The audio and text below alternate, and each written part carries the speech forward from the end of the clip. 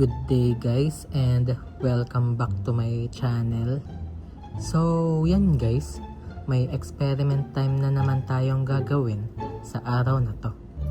At sa video na to, ang gagawin natin ay magpo-food trip. Kasi aalamin natin kung pwede bang kumain ng Tokyo sa Bulacan.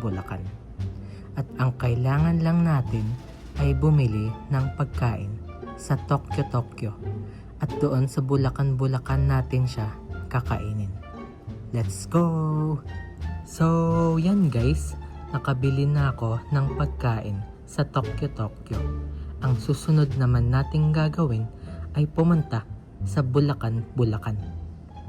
Hindi ko pa siya pwedeng kainin itong Tokyo kasi andito pa ako sa Quezon City. Kaya ang gagawin natin ay sumakay muna ng bus papunta sa Bulacan. Let's go! So yan guys, andito na ako sa Bulacan at naghanap na ako ng makakainan dito sa Bulacan.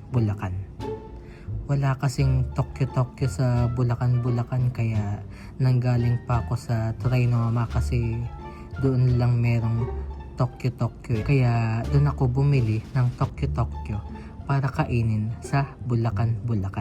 So yan guys, susubukan ko ng kumain ng Tokyo dito sa Bulacan.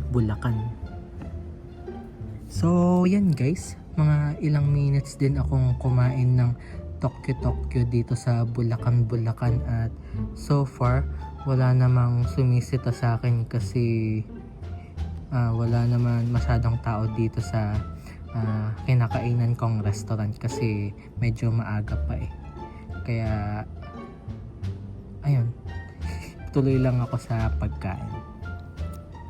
So yan guys, natapos na akong kumain ng Tokyo dito sa Bulacan at na-realize ko na pwede naman palang kumain ng Tokyo dito sa Bulacan. Kaya sa tanong na pwede bang kumain ng Tokyo sa Bulacan, ang sagot ay pwede.